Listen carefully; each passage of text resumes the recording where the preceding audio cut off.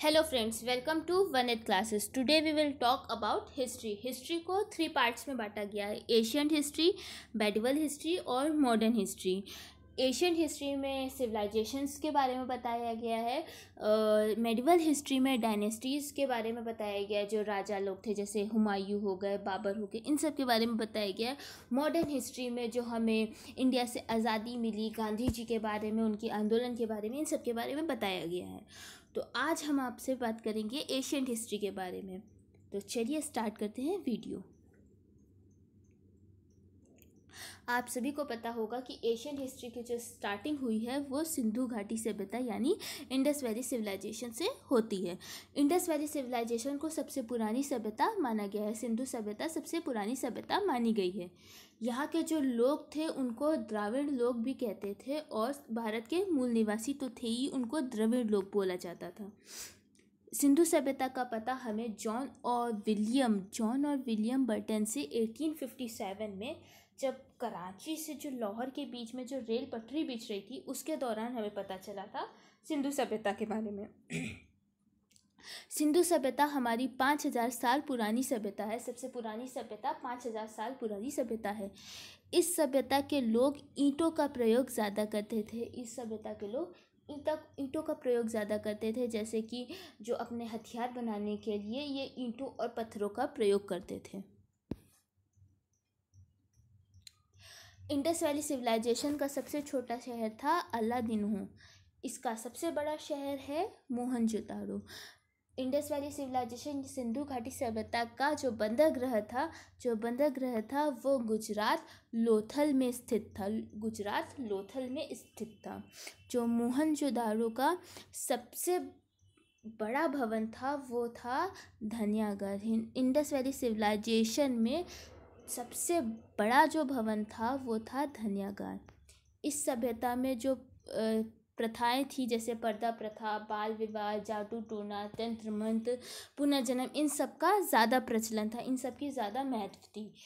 इसकी जो भाषा थी वो प्राकृतिक भाषा थी, नॉर्मल भाषा थी। जो सिंधु घाटी सभ्यता का जो व्यवसाय था वो पशुपालन, खेती करना, यही सब था। यहाँ की जो फसलें थीं वो गेहूँ और जौ की थी। इस सभ्यता में जल की निकास की सुविधा भी, तो जो जब पानी निकलता था उसकी सुविधा भी थी। ये जो आप बाउंड्रीज इस फोटो में देख रहे हैं, यहाँ से जल का निकास होता था। सिंधु सभ्यता में सबसे पहले कपास का उत्पादन लोगों ने किया था। गेहूँ और जौ को लगाने से पहले सिंधु सभ्यता के लोगों ने कपास का उत्पादन किया था, उसके बाद ही गेहूँ और जौ को लगाया था। अब बारी आती है वैदिक सिविलाइजेशन यानी वैदिक सभ्यता। इस सभ्यता में लोगों ने लोहे का इस्तेमाल किया था। जैसे सिंधु घाटी सभ्यता में लोग पत्थर का इस्तेमाल करते थे अपने औजार बनाने के लिए, शस्त्र बनाने के लिए, वैसे वैदिक सिविलाइजेशन में लोगों ने लोहे का इस्तेमाल किया था। इसको पाषाण युग भी कहा जाता है। यहाँ पे सेंट्रल एशिया से आर्यन्स आए थे। उनका व्यापार था जो वो आदान प्रदान का था, बार्टर सिस्टम जिसको बोला जाता है, आदान प्रदान का था। अगर जैसे हमने आपको गेहूँ दिया है तो उसी गेहूँ के बदले आप हमें जौ देते थे, तब मुद्राएं नहीं चलती थी। यहाँ पे विधवा विवाह, अनुलोम प्रतिलोम विवाह का ज़्यादा चलन होता था। इसके बाद जब आर्यन्स भारत आए थे तो उनको भारत को 16 राज्यों में बांटा गया था, 16 प्रमुख राज्यों में बांटा गया था, जो था मगध, अंग, काशी, कौशल, विजय, मल, चेदी, वत्स, कुरु, पांचाल, सुरसेन, गांधार, कंबोज, अस्मक, अवंती और मत्स्य। ये 16 राज्यों में बांटे गए थे। सबसे पहले राज्य मगध के बारे में हम बात करते हैं।